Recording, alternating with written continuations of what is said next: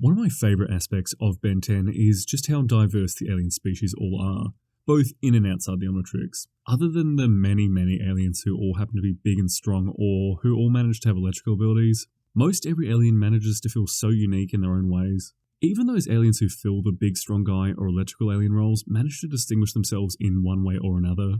And today I want to celebrate a subcategory of aliens that I don't really see getting enough attention, and that group being the non-humanoid aliens. I don't know if this is a subcategory in the traditional sense, but we'll define it for the sake of keeping things reasonably consistent. These being aliens who don't have traditionally human traits, at least from a visual standpoint. These transformations come in all sort of different shapes and sizes, but to keep things reasonably strict, I'll be following a few criteria. For example, aliens who are mostly humanoid with additional limbs won't be counted. So obviously no forearms and no spider monkey, though I did briefly weigh up including spider monkey for a moment. Pretty much any aliens with arms and legs who stand upright don't fit this category. I've got two exceptions to that rule that I'll be discussing at the end of this video, but that's the gist of things for now. Coming at this from a more general lens and speaking in largely broad strokes, as much as the alien playlists feel reasonably similar between Classic and Alien Force, you can pretty quickly draw parallels between many aliens filling previous aliens' roles. And Alien Force really introduced us predominantly to people-shaped guys. Just to briefly go over some of them, Swampfire slots in nicely for Heat Blast, Humongousaur takes on Forearms' role as the brunt force of the playlist, Brainstorm fills Grey Matter's role, and then you've got aliens like Chromastone who sort of take on Diamond Head's role, but that's more form than function. And then at more of a stretch you've got aliens like Echo taking on both Blitzwolfer and Ditto's roles. Similarly, we've got Big Chill who takes on both Ghost Freak and Arctiguana's roles. The list goes on, but I'm sort of getting off topic. I'll have to cover that in a future video. Anyway, back to my main point. While the classic series had a lot of humanoid aliens itself, their more exaggerated bodies and proportions led them to feeling less human and, more importantly, more distinct from one another, particularly in their silhouettes. While a lot of the Alien Force aliens do feel distinct enough from one another, are mostly all kind of shaped like each other. Just looking at them, most of them could pretty easily find a t-shirt and jeans with no real issue since they're largely shaped like people. There's certainly differences between them, but they're all built far more similarly than any of the classic or even Omniverse aliens. Omniverse in most instances did a really great job at changing up certain designs to feel more distinct from one another. And as questionable the design changes were for Blossom, Swampfire or Chromostone's new look, they were very effective in making them feel more distinct from other transformations. There's also Big Chill who went through a quite dramatic change in build without really changing too many elements other than the size of his ribcage. I personally think this sort of takes away from the sleekness of the original Big Chill design, but I've grown to quite like it. At least when he's not cloaked, that still looks a bit odd to me. I said questionably earlier, I do quite like the look of Blossom Swampfire, as divisive as that may be. And now that I've briefly dipped my toes into shape language and character design, let's take a step back from that and actually get onto the topic of today's video, talking about some of the shining examples of non-humanoid aliens. Starting off with our introduction to non-humanoid aliens, Walmart is quite literally our introduction to aliens that feel more alien. I really strongly feel like episode 1 of the classic series did such a great job with their selection of aliens to showcase in their debut episode, particularly with the inclusion of a more monstrous animalistic alien like Wildmutt. Made the Omnitrix feel like it could have aliens coming in all sort of shapes and sizes. Along with literally running around on all fours, he really breaks the mold with being a sightless species that uses a daredevil-like ability rather than seeing in the traditional sense, really managing to set himself apart from other transformations right from the get-go. That, along with those gill-looking nostrils, really set him apart. I especially like how big he was in the classic series. I don't know if he shrank at all between then and Omniverse, but he just felt smaller. And just while working this video, I decided just to get a quick refresher from the Ben 10 fandom website, and I found it very amusing that under his powers and abilities, someone's written, "He is capable of standing on his hind legs and awkwardly punch with his front feet." I didn't read it incorrectly, that is as written, but more than that, I just find it so silly and amusing that him being able to go on his hind legs is listed under powers and abilities. Other than that, I really felt like a low point in the series was Wildmutt's ultimate form towards the end of Ultimate Alien. The design itself feels pretty lackluster, and giving him the ability to speak just kind of made him more dull. Giving the only alien in the series that couldn't speak the ability to speak felt like a massive mishandling of this transformation. Though thinking about it now, the Omnitrix is a universal translator, so I don't see why you wouldn't be able to understand him from the get-go, especially after Omniverse with the completed Omnitrix. Another element that set this transformation apart is seeing older members of the species pretty early into the series. We see a pair of them who've grown more monstrous and much larger in comparison to Ben's younger iteration of the species. And later when we're introduced to Ben 10,000 using his Wildmutt form, he's gone through a pretty decent change himself, not looking quite like the other two as much. I have no concrete evidence to go off of here, but this felt like a prime example of the species, in line with all the transformations we see from the Omnitrix, while the other two we saw either weren't prime examples or had a really rough time during their stay in the Null Void. That or they're a subspecies in a similar way to what we see from Upchuck's species. Moving on, we've got Spitter, who's a pretty straightforward one. He's got a pretty unique design with a pretty straightforward power set. Like his namesake suggests, and what we've seen from him, his abilities boil down to being able to spit. It's definitely a pretty effective spit, but beyond that, we don't see much from him. Definitely feels like a great transformation in combination with Master Control. I also feel like Spitter is such a great example of the Classics' approach to alien design.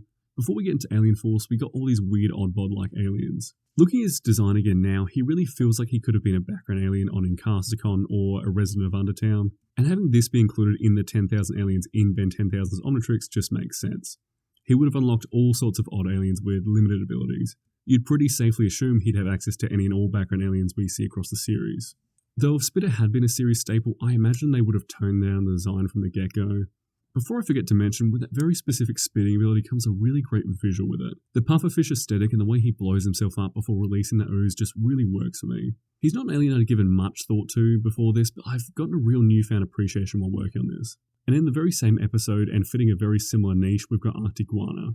Though Arctiguana does go on to appear in the later series to a somewhat limited capacity. And like I said with if Spitter had been a series staple, they would have toned down his appearance to be more guy-like. Arctiguana's Alien Force counterpart in Big Chill, as much as I adore him as my all-time favourite transformation, does sort of lend itself to my point. Rather than having this sort of oddbod Arctiguana running around on all fours, you get an alien like Big Chill filling that very same role as an ice alien, though there is clearly more to Big Chill than just being the ice alien.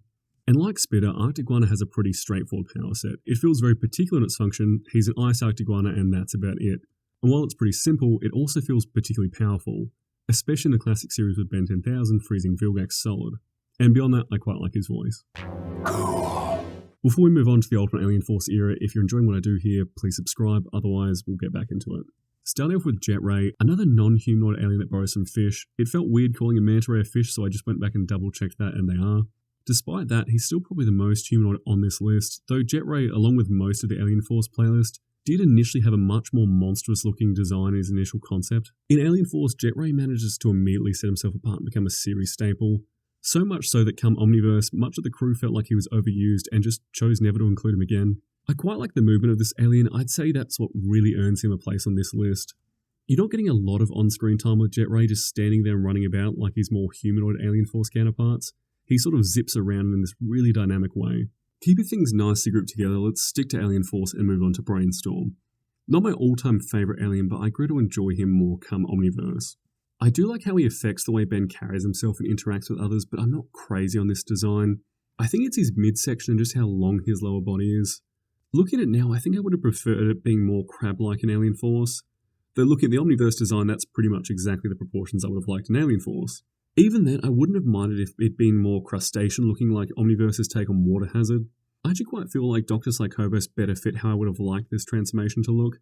Though like with Wildmutt's pair of off-looking counterparts in Classic, Dr. Psychobos feels like a much unhealthier product of his environment compared to Brainstorm. Either way, he's a fun little addition to non-humanoid aliens.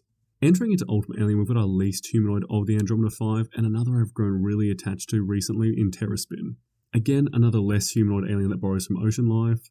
The way his abilities work is quite fun. I really enjoyed how he sort of retreats into his shell and spins to use them.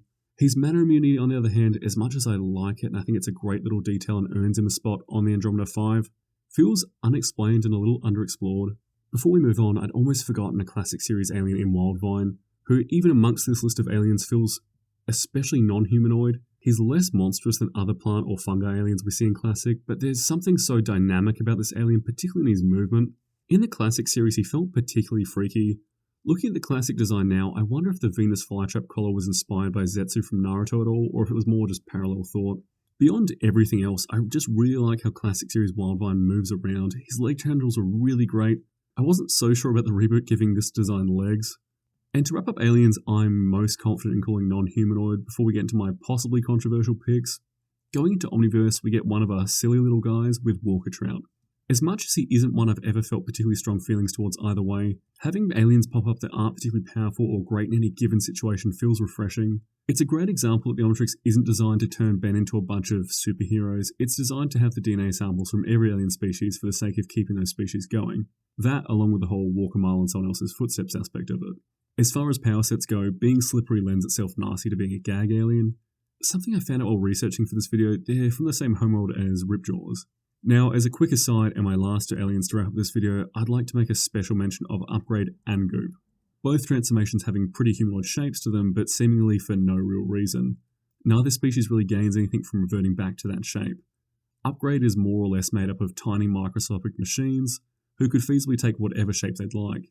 And Goop's even more simple. While he's got his little gravity device, he could feasibly take whatever form he'd like. I'm not sure if appearing more humanoid is down to the species defaulting back to that shape, or if it's more of Ben's preference.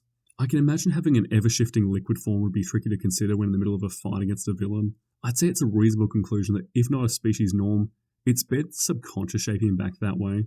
I'd be curious to know what your thoughts are on the more humanoid aliens generally, and especially my thoughts around Goop. Otherwise, if I've missed any that you think deserve a spot in this list, let me know. Thanks for watching.